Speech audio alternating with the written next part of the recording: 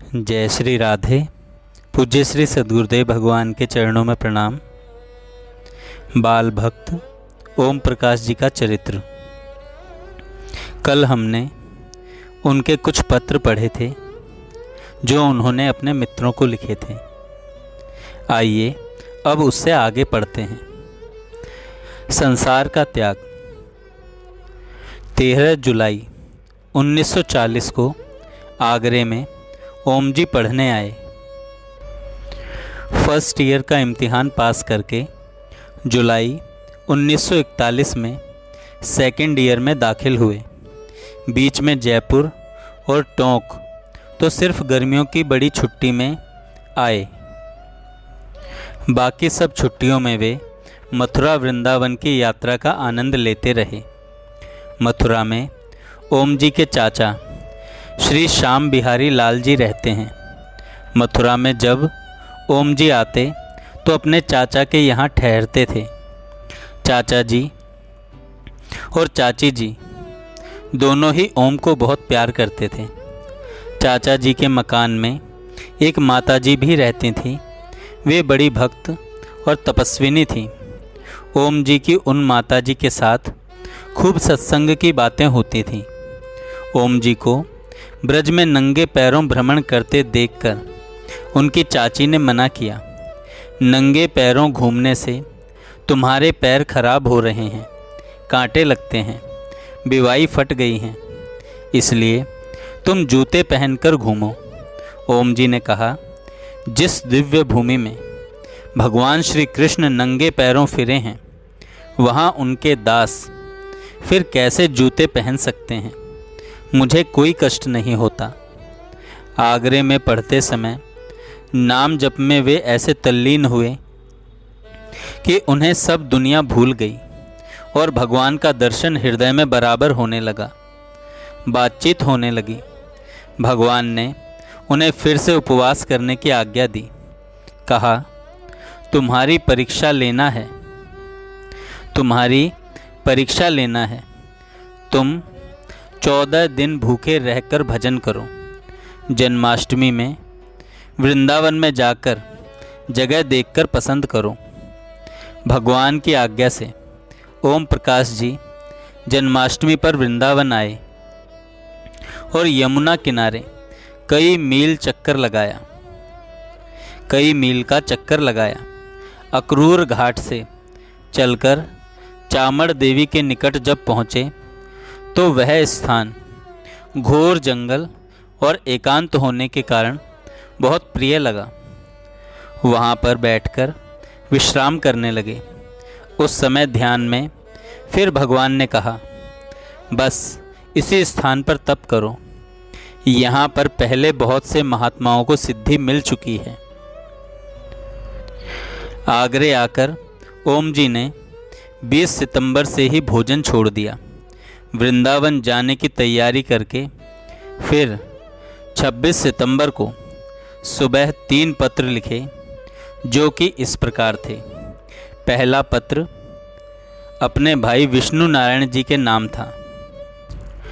इस पत्र के लिफाफे पर लिखा था, आज 26/9/1941 को 7:45 पर ओम इस संसार का आगामी आज्ञा तक पूर्ण त्याग करता है।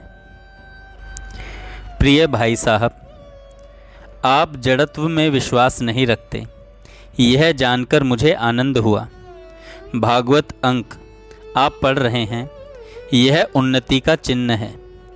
यदि आप मेरा साधन जानना चाहें तो मेरी लिखी कविता निराशा में आशा, जो एसेंस नामक पुस्तक में मैंने संग्रह की, उसे देख लें। श्री कृष्ण दर्शन के आनंद की एक झलक का वर्णन भी असंभव है। मुझे शोक है कि जीव न तो उसे मानता है न जानने की चेष्टा करता है। 1000 स्वर्ग भी वह आनंद नहीं दे सकते जो भगवान कृष्ण ने ब्रज में प्रदान किया था। जिस आनंद के लिए हजारों ऋषि मुनि पतंगे की तरह गिरे थे, मुझे विश्वास है कि यदि जीव प्रयत्न करे तो अवश्य ही वह इस परम लाभ को प्राप्त कर सकता है। मैंने इस लाभ को इतना पा लिया है कि अब तो यह कोशिश करता हूँ कि दूसरी चीज़ ही न मालूम हो। नाम जप के ज़रिए ही मैंने इस लाभ को प्राप्त किया है। मैं अब संसार त्याग कर जा रहा हूँ। 14 अक्टूबर तक समाचार न मिले तो समझ लेना कि मैं नहीं लौटूंगा। आप कृष्ण प्राप्ति का मुझे आशीर्वाद दें। मेरी यही प्रार्थना है कि आप भी नाम का खूब जप करें। जब आप नाम जप करेंगे तो भगवान स्वयं ही समय पर आपको आदेश करते चलेंगे। नाम का तार न टूटने पाए। गीता और रामायण भगवान तक पहुंचाने के लिए काफ़ी हैं, और पुस्तकें चाहे पढ़ें या न पढ़ें, इस मार्ग में विघ्न आए तो भजन को त्यागे नहीं। मैं तो नाम जप का अत्यंत आभारी हूँ कि जिसने मुझे श्री कृष्ण दर्शन कराया है। दूसरा पत्र, घर में सभी लोगों के नाम। ओम जी कहते हैं, शांति व धैर्य से यह पत्र सबके सामने घर में पढ़ा जाए। सबके चरणों में मेरा प्रणाम।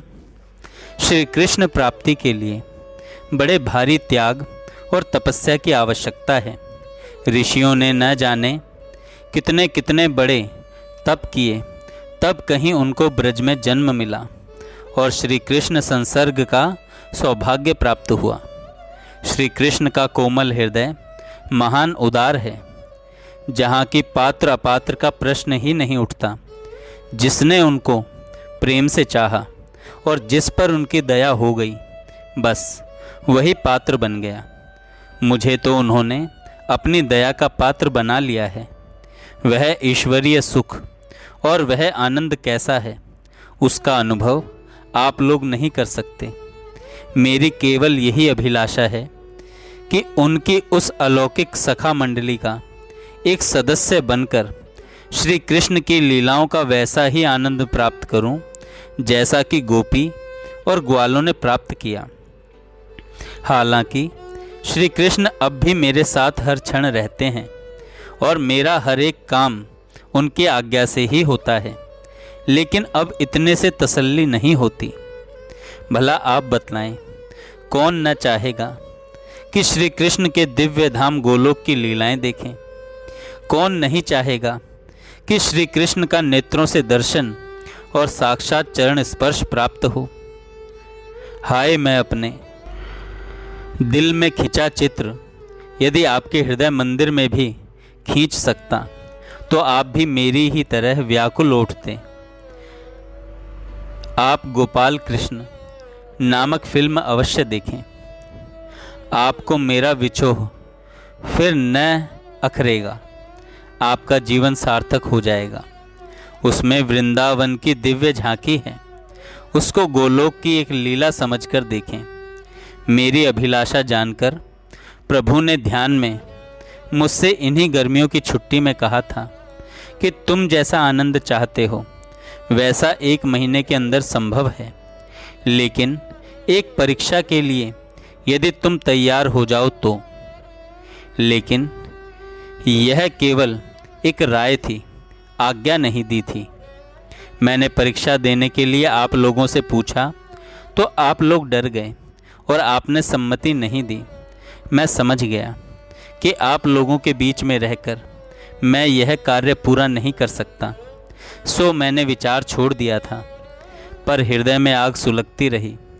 आत्मा कहती रही कि तूने एक बहुत बड़ा मौका हाथ से खो दिया। श्री कृष्ण की अपार दया का दुरुपयोग कर डाला। परंतु श्री कृष्ण की कृपा सीमाबद्ध नहीं। उन्होंने जब यह देखा कि राय का कुछ असर नहीं हुआ तो प्रेम पूर्वक आज्ञा दी। तेरा संकोच नष्ट हो गया, पर साहस नहीं होता था। इस पर 3 बार आज्ञा दी भगवान ने। अब मुझे ब्रह्मांड की सारी शक्तियां भी मुझे मेरे निश्चय से नहीं हटा सकती। क्योंकि स्वयं श्री कृष्ण मेरे साथ हैं। बस मैं चला ढूंढने तुमको प्रिय, तुम्हें साथ में लेकर। मैं चला ढूंढने तुमको प्रिय, तुम्हें साथ में लेकर। ओम सब कुछ कर सकता है, लेकिन जिसकी इच्छा को टालने की सामर्थ्य इंद्र और ब्रह्मा में नहीं है, उसे भला ओम कैसे टाल सकता है। परीक्षा क्या है यह मुझे मालूम है, पर बताने की बात नहीं। हाँ, इतना अवश्य संकेत कर सकता हूँ कि जहाँ पर श्री कृष्ण को छोड़कर मेरा कोई भी ना हो, कोई यह न पूछने आए कि तुमने कुछ खाया भी है या नहीं, तुम सोए हो या नहीं। बस वहाँ मेरी परीक्षा होगी, पर परीक्षा भी कैसी मज़ेदार होगी कि परीक्षक परीक्षार्थी की प्रतिक्षण मदद करेगा, या यूँ कहना चाहिए परीक्षक स्वयं परीक्षा देगा। मैं तो निमित्त मात्र हूँ। मेरी यह बात सुनकर मोह के कारण आप लोग घबराएंगे। कोई कहेगा यह पागलपन की बातें हैं, कोई कहेगा किसी के बहकाए में आ गया होगा, परंतु आप लोग धैर्य धारण कर शांत होकर देखें कि क्या होता है। कहीं अपनी ऊट पटांग बातों से सदा के लिए मुझसे हाथ न धो बैठें। यदि आप मोह ग्रसित हैं तो मेरे महान शत्रु हैं, अपने सुख के कारण मेरी अधोगति का आह्वान कर रहे हैं। मैं माता पिता भाई बंधु उसी को समझता हूँ कि जो अपने क्षणिक सुख के कारण पुत्र को अमर पद से वंचित न करें। मैं माता पिता भाई बंधु उसी को समझता हूँ कि जो अपने क्षणिक सुख के कारण पुत्र को अमर पद से वंचित न करें। देखो, ध्रुव की माता ने स्वयं ही अपने प्रिय बालक को भगवान की खोज में जाने का आदेश दे दिया था। दूसरे, मैं इतना नासमझ नहीं कि किसी के बहकाए में आकर अपनी जान खतरे में डालूं। आपको आज्ञाओं के बारे में शक है, सो मैं इतना पागल नहीं हूँ कि बिना बात किसी बात को सत्य समझ लूँ। और प्राचीन काल में भी असंख्य मुनिगण भगवान के लिए तप करते आए हैं। वे क्या बेवकूफ़ थे जो बिना कारण अपनी जान को आग में झोंकते थे। आपको गुरु की चिंता है, कृष्ण स्वयं मेरे गुरु हैं। आपको गुरु की चिंता है, कृष्ण स्वयं मेरे गुरु हैं। हाँ, यह ठीक है कि घर में बैठकर भगवान को बुलाया जा सकता है, लेकिन जिस परीक्षा की मुझे आज्ञा मिली है वह घर में बैठकर नहीं हो सकती। एक महत्वपूर्ण बात यह है कि जो अनजाने में भी अपने मुंह विषयों से मोड़कर भगवान की खोज में निकलता है, उसकी सहायता के लिए भगवान को स्वयं दौड़ना पड़ता है। ध्रुव को कौन सी भगवान की आज्ञा मिली थी? अनजानपन और भोलेपन तो भगवान से और भी शीघ्रता से मिलता है। अनजानपन और भोलापन तो भगवान से और भी शीघ्रता से मिलाता है। मेरी इच्छा कुछ पूर्ण हो गई और शेष भी अवश्य ही पूर्ण होगी, क्योंकि भगवान ने विश्वास दिलाया है। वैसे तो सब त्याग कर मैं जा रहा हूँ, परंतु फिर भी यदि भगवान ने प्रकट होने पर आज्ञा दी तो संसार में लौटना पड़ेगा ही, और संभवतः दशहरा की छुट्टी के 2-3 हफ्ते बाद ही श्री कृष्ण को साथ लेकर मैं लौट आऊँ। शायद मेरे साथ उन्हें भी आगरा कॉलेज में पढ़ना पड़े, और शायद मेरे साथ आकर वे टोंक को भी पवित्र करें। क्या आप आशा करते हैं कि श्री कृष्ण की इच्छा के विरुद्ध आप मुझे खोजकर बरबस इस जलते हुए संसार में झोंक देंगे? मुझे केवल यही कहना है कि आप लोग दुख न करें, न मुझे खोजें। मुझे व्रत से हटाना भगवान की आज्ञा का विरोध करना है। सफलता आपको मिल सकती है श्री कृष्ण से रो रो कर भीख मांगने से, उनके खिलाफ हथियार उठाने से नहीं। यदि आप मुझे देखना ही चाहते हैं तो उनसे गिड़गिड़ा कर प्रार्थना करें। एक पत्र राम कुमार जी के लिए भी भेज रहा हूँ। यह पत्र उनको अवश्य दे दें और भगवान से आप मेरे लिए यों प्रार्थना करें कि हे प्रभु, हम अपने बच्चे को आपके चरणों में अर्पण करते हैं। आप अपने इस शरणागत को अपने पास रखें और उसकी रक्षा करें। श्री कृष्ण सच्ची प्रार्थना को नहीं टालते। बड़ों के आशीर्वाद में बड़ा बल होता है। आप लोग मुझे आशीर्वाद दें कि मैं उन्हें जल्दी पा सकूं। मेरे सब प्रेमियों को मेरा यह आखिरी संदेश सुनाएं। मेरी यह भी प्रार्थना है कि संकीर्तन भवन बनाएं। उसमें नित्य प्रति एक बार इकट्ठे होकर सब भक्त कीर्तन करें और इन 13 बातों का ध्यान रखें। पहला, कलयुग में भगवान नाम से बढ़कर भगवत प्राप्ति का कोई साधन नहीं। दूसरा, कोई कार्य ऐसा नहीं जो नाम जप से न हो सके। यदि नियमित संख्या तक पहुंच गए तो बिना मन से किया हुआ नाम जप भी फल दिए बिना नहीं रहता। यदि आप प्यारे कृष्ण का नाम प्रेम से लें तो क्या कहना। ओम ने इस बात को खूब छाना बीना है।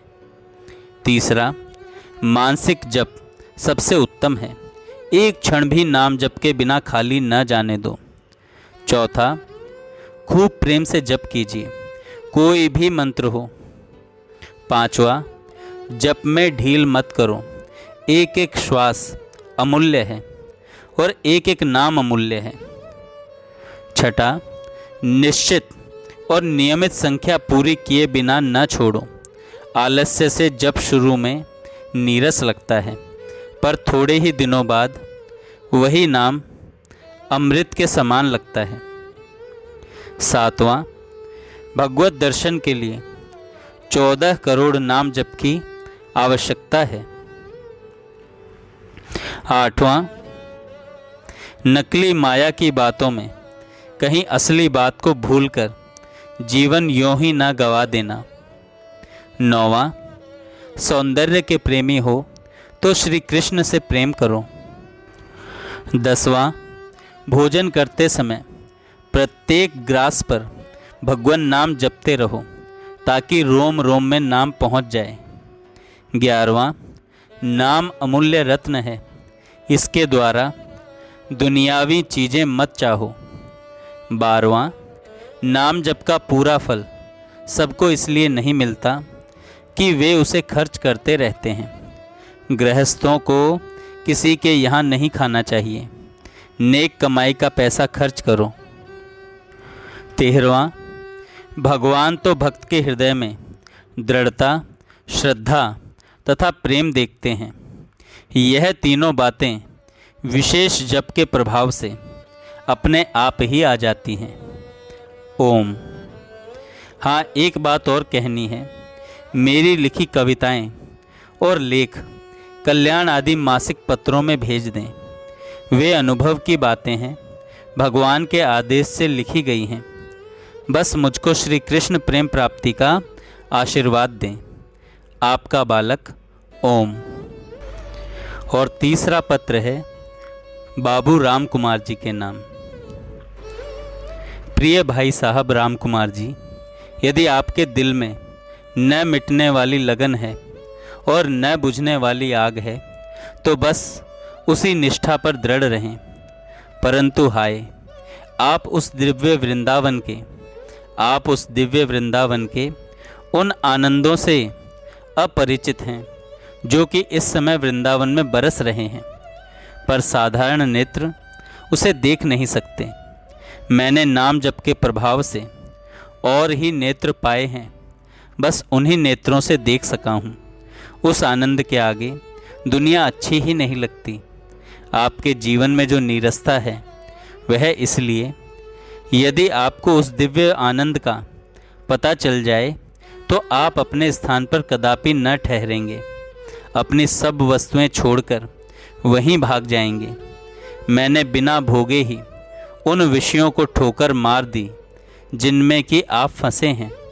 मेरा यह त्याग भी उस लक्कड़हारे का सा है जिसने राज्य की प्राप्ति के लिए कुल्हाड़े का त्याग किया हो, क्योंकि प्राण दिए सो हरि मिले तो ले लीजिए दौड़। प्राण दिए सो हरि मिले तो ले लीजिए दौड़, ना जाने या बीच में ग्राहक आवे और। बहुत सस्ता सौदा है, फिर आप न जाने क्यों स्वास्थ्य को अधिक आवश्यक समझते हैं। क्या आप स्वास्थ्य को सदा यूं ही स्थिर रख सकते हैं? असंभव। क्या आप मुझे एक भी उदाहरण दे सकते हैं? गामा और राममूर्ति क्या अपने को मृत्यु के पंजे से बचा सके? इसलिए नश्वर वस्तु को अमर बनाने का एक ही तरीका है कि श्री कृष्ण के चरणों में समर्पण कर दें। जैसे जैसे मनुष्य दीन बनता है और जैसे जैसे क्लेश सहकर भजन करता है, वैसे वैसे वह भगवान के निकट पहुंचता जाता है। इसलिए अब मेरी तो यही इच्छा है कि वह कल्याणकारी समय शीघ्र ही आ जाए, जबकि मैं भूख प्यास से तड़प रहा हूँ और अत्यंत दुर्बल होकर रो रो कर पुकारता हूँ, और वहाँ मेरा कोई सहायक संभालने वाला न हो। मैं व्याकुल हो होकर दोनों हाथ उठाकर श्री कृष्ण को आलिंगन करने के लिए दौड़ पड़ूं। हाँ, कब ऐसा क्षण आएगा, कब ऐसा क्षण आएगा। किंतु आप हिम्मत ना हारिए। साहस और उत्साह ही मनुष्य की परिभाषा है। साहस और उत्साह ही मनुष्य की परिभाषा है। जो विश्राम नहीं चाहे, अपने लक्ष्य पर पहुंचने के लिए अटल निश्चय कर दृढ़ रहे, अपने कार्य में 24 घंटे लगे रहकर श्रम की परवाह न करें, कार्य की अधिकता की शिकायत मन में न लावे, बल्कि कष्टों का आह्वान करें, बस वही मनुष्य है। नहीं तो पशुओं से तुलना की जा सकती है। मैंने अपना अनमोल समय लगाकर पत्र लिखा है। ध्यानपूर्वक पढ़कर अमल करना, मेरी कोशिश व्यर्थ मत करना, मेरी कोशिश व्यर्थ मत करना। पेट भरने वाले काम करके मौका पाते ही भजन करने लगो। शीघ्रता से इतना जप कर लो कि फिर जन्म न लेना पड़े। बस अब विदा, मैं जा रहा हूँ सदा के लिए, मैं जा रहा हूँ सदा के लिए।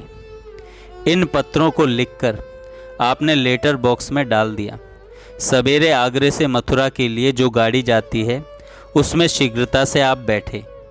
यद्यपि 5 दिन से अन्न नहीं खाया था, फिर भी ब्रह्मचर्य के प्रताप से उनके शरीर में बल बराबर बना रहा।